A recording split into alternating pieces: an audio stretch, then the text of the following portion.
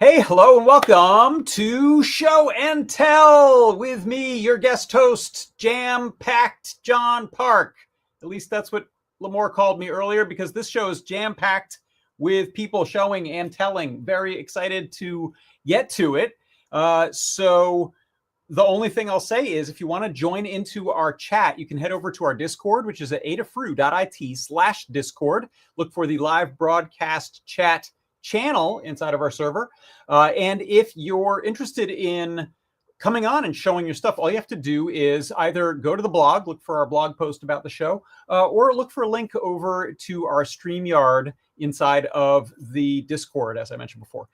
So let's get this going. We're going to take a couple minutes each to show off some neat stuff, and we will do our best to wrap up in time so that you can all run off and get a snack before you come on back and watch Ask an Engineer happening in about a half hour. So let's start it off with Jay. Hey, Jay, how you doing? Hey, I'm great. How are you? Very good. What you working on these days? I've been working on this really big project, which is this guy here. I call Orbit, which is my biggest robot I've built yet. It's using an NVIDIA board for the AI tracking and stuff. I'm currently controlling it with a controller. I want to eventually not have to control it with a controller. But it's been like the biggest project I've been working on for like months. That's a lot. My main goal is to make this like my butler robot. Like it has cup holders built in the design, nice. So I can like have it carry stuff for me and also kind of take care of my place while I'm away. But it's been a very, very interesting project, and it's been taking me, I want to say, months of just hard work. Yeah. Oh, wow. And now tell me, on something that big, are you prototyping in smaller scales along the way, or are you doing just assemblies at full scale? Like, do you have a particular method that's been working out well for jumping into this larger size of robot? It's been kind of like a little bit of both, because I've had a design thanks to a friend of mine, and I got the parts made out of aluminum thanks to Send Cut Send. Oh, and great. Everything else has just been like a buildup of like stuff I've learned, stuff I had to edit. So like once I had the main structure, it was just pretty much editing around that structure. So like the newest part was definitely the treads, because I was trying originally to design these fun wheels from James Bruton, but those wheels weren't strong enough to move the 24-pound body. So I had to 3D print some treads, and ever since then, it's been able to roll pretty well.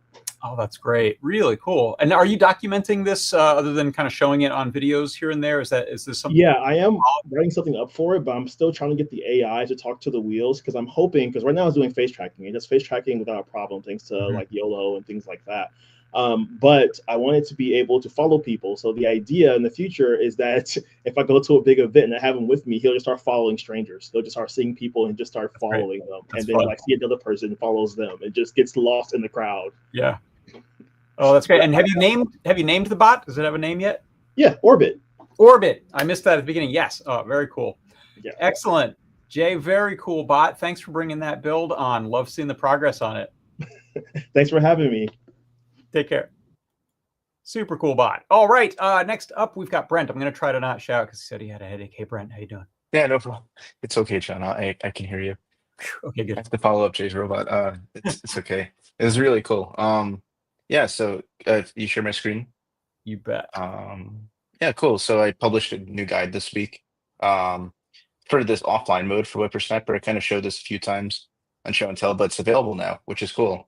Excellent. So if you have a Feather RP2040, the amount of parts required is really minimal. It's like a sensor and a board, and you can load a configuration file, like just a JSON file, onto your ADA logger, and then it will automatically configure itself and start logging out to the SD card and the serial. And really this cool. is like, yeah, thank you. This is like totally beta. There's no web interface for it yet. That's coming soon. So like we're kind of releasing this bit by bit. And when we get to the end, it will be like this like amazing workflow to create data loggers just using your browser by like clicking around.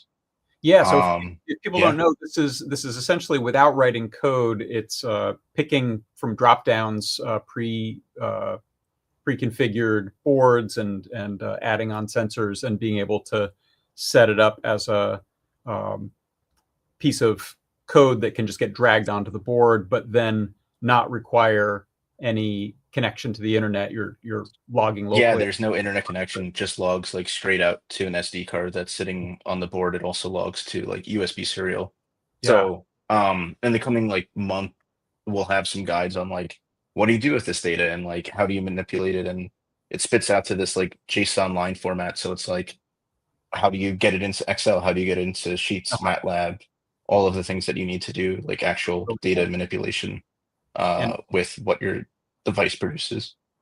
And I was listening, you were on was it the Bootloader podcast with yeah, Paul? Yeah, that was fun. You were saying this was a just not a goal for the project, but a convenience for you during your development. You're like, I just need to like throw my data somewhere.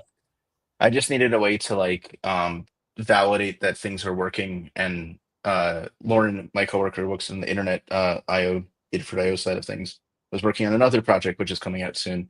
So I was like, I need a way to test things without him.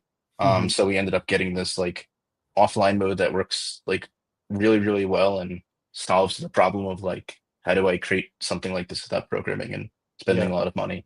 Yeah. Like this whole product is like under $50 if you want to do this project. Really cool. Excellent. So the guide is up. If people want to go check it out, they can guides on Learn. Start playing around with it. Fantastic. Thank you, Brent, so much. Yeah, totally. Have a good one, too. All right. Take care.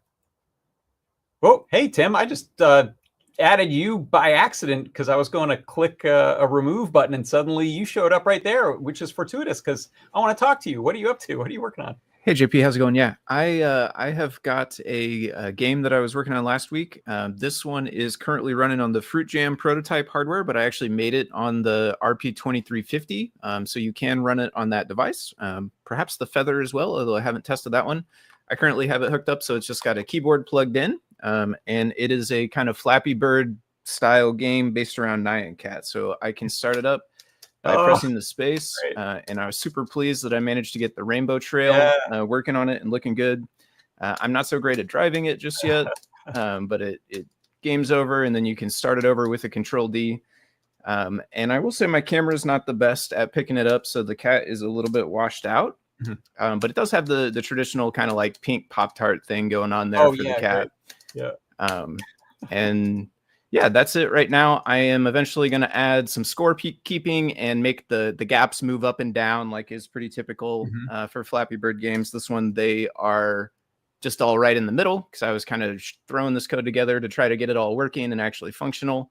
But yeah, those will move up and down. We'll have some score keeping, and then I will make a guide for this. So keep a lookout for that in the next week or two. Well, that's excellent. Someone on the chat was just saying that they can't see the screen, which I'm going to just try to fix and maybe make you demo that again. Let's see. Okay.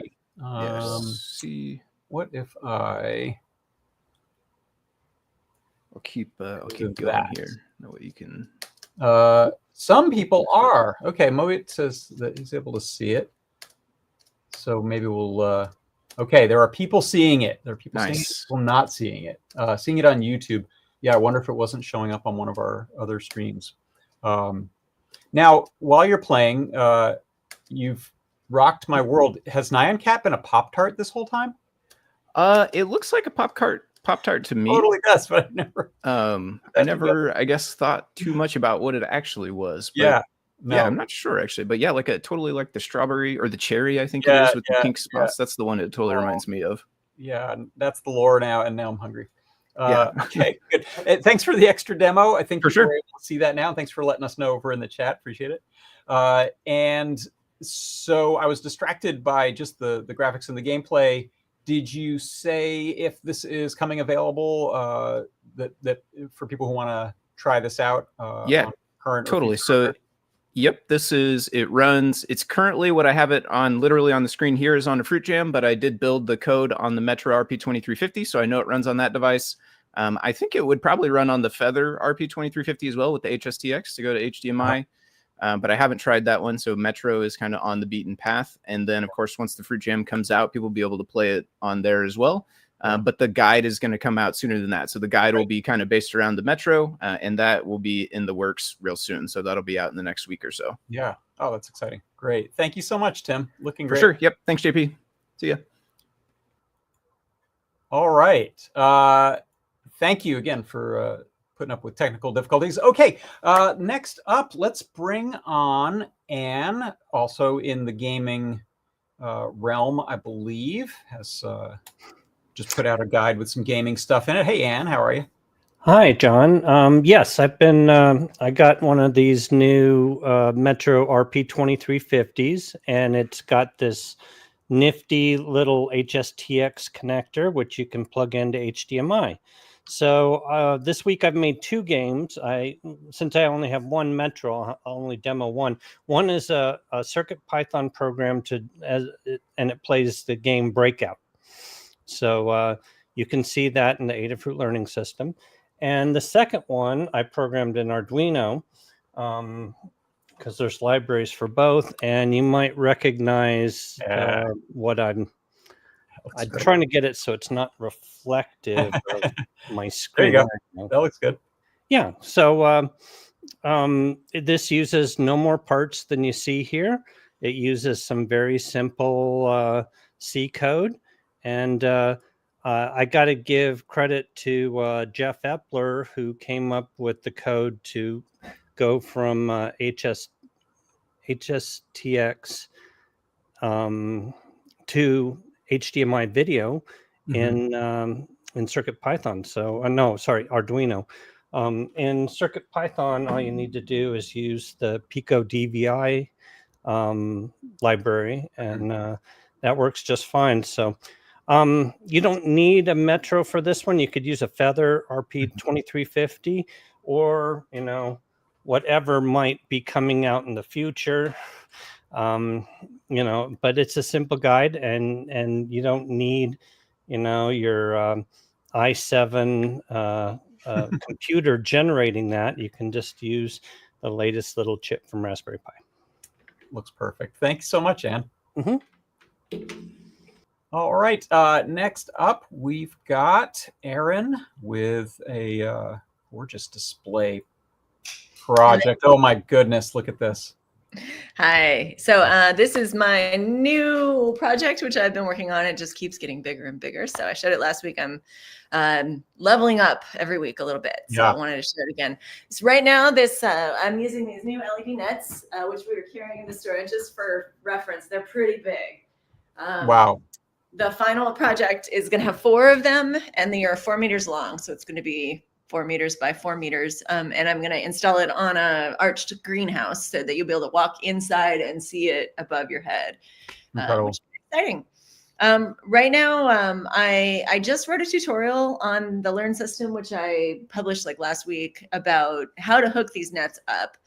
Using the new Sparkle Motion controller, which I just love. It is they're 12-volt nets, and the Sparkle Motion just runs 12 volts, which is kind of rare out there in the world of microcontrollers.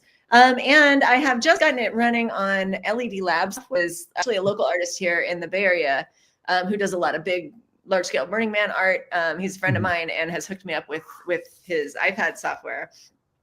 Just so many things you can do with this. Like you can run videos, you can do layering, you can do all kinds of neat stuff, and it's a pretty cool interface where you're just basically running it on the iPad.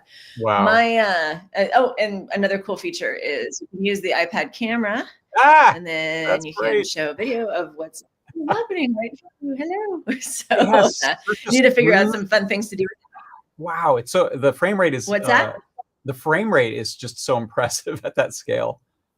It's so smooth. It's pretty good. I'm actually using four microcontrollers, one for half of each net, so that there's 4 controllers. Each one is only sending data to 800 pixels, so 3,200 altogether. So it's not inconsiderable. I'm also still getting on some of these brighter animations. I'm still getting some flickering. You can see that because I need to add more power. This is a learning edge for me. Like I've never made anything quite this big with this many LEDs before. So it's the problem solving after problem solving. But my goal here is to make butterfly art. I just went down to Pismo Beach where there's a tree where all the monarch butterflies park themselves every year. Last year I went and there were 24,000 butterflies in this tree, all just stacked up on each other and hanging there and flying through the air. It was incredible. This year there were 500. Like there were barely any at all. So one of the things I want to do with this is just kind of raise awareness of monarchs, and I'm getting a local garden to donate milkweed seeds. So everybody who comes through the tunnel is going to get a little bag of milkweed seeds so that they could plant those. And milkweed is what butterflies, monarchs use to, that's where they build their cocoons. The docent at the Butterfly Grove said that one of the reasons there's only 500 monarchs this year is because there's been so many wildfires in California that all the milkweed has been burned up. So plant milkweed, everybody. And we're going to be hanging butterflies inside the tunnel too. It's going to be a whole interactive Oh, it's wonderful. I hope. Really cool. Thanks for sharing this, Erin. This is looking amazing. Thank you. I will probably come on again next week or the week after when it's going to get twice big, and I'm excited. So awesome. Thank you. See ya. All right. Next up, we got Liz. Ooh. Hello. Hello. What have we here? So this week I published a Learn Guide that's a Severance macrodata terminal. And it's kind of like a reimagining of the actual terminal. That this would be like kind of an on-the-go one, because if I scan up a little, you can see it has a little handle. So it was kind of a little bit of a reimagining of the design. And then we've got the trackball here with 2 keys. So it's kind of like looks like the actual terminal in the show. So I coded up in Python on a Raspberry Pi 5, the actual macrodata game.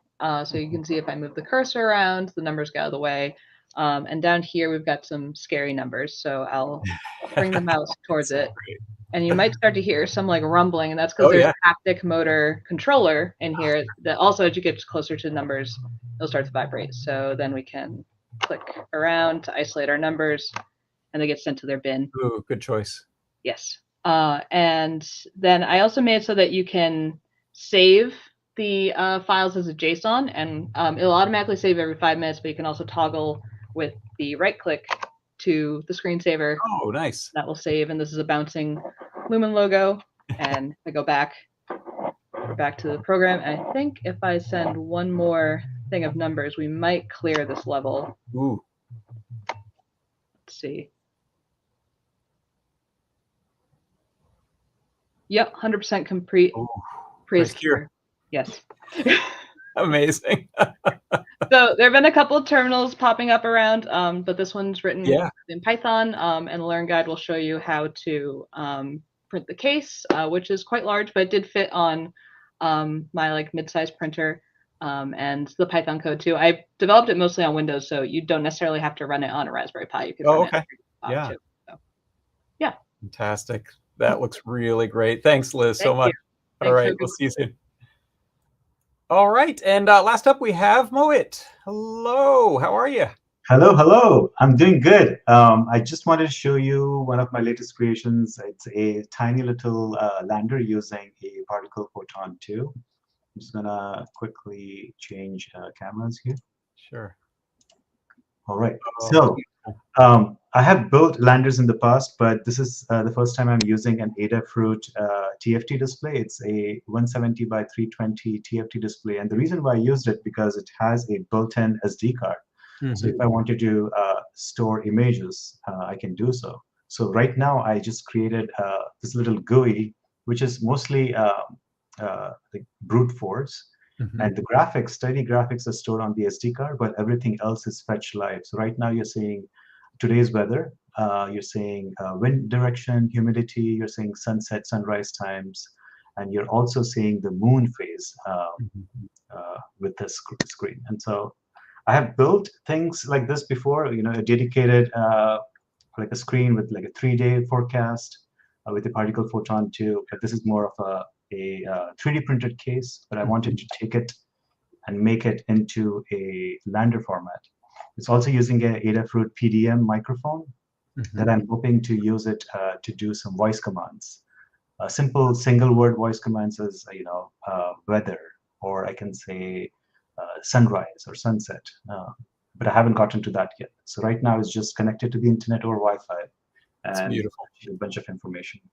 And I'll have a guide for this available soon on my website. I have the previous ones already available, but this is still in the works. oh, great. If you can put a link up in the Discord, maybe people can take a look at that. And for people who aren't familiar with your work, well, which I'm guessing there's probably not too many who aren't familiar with your work, but those are hand cut and bent and soldered brass rods, right? Yes, this is all 20 gauge brass rod or wire that has been, soldered together. So every element that you see, the brass, is a functional element where imagine, if you have traces on the PCBs that are made of copper, this is essentially a three-dimensional representation of the circuit. Gorgeous. And so the only non-functional things are probably these landing pads, but everything else has a purpose. It's beautiful. Wow. Thank you so much for bringing that on. What a treat. Indeed. Take care. You too. All right. Well, that does it for Show and Tell. We have just a few minutes until Ask an Engineer. Thank you, everyone, so much for coming on and bringing your gorgeous projects to share with us. And thanks, everyone, for stopping by in the chat to come and chat with people and talk about, ask questions. So the Ask an Engineer will be coming right up, and go grab a drink of water or something, and then come on back. Thanks, everyone, so much. For Adafruit Industries, I'm John Park. This has been Show and Tell. Take care.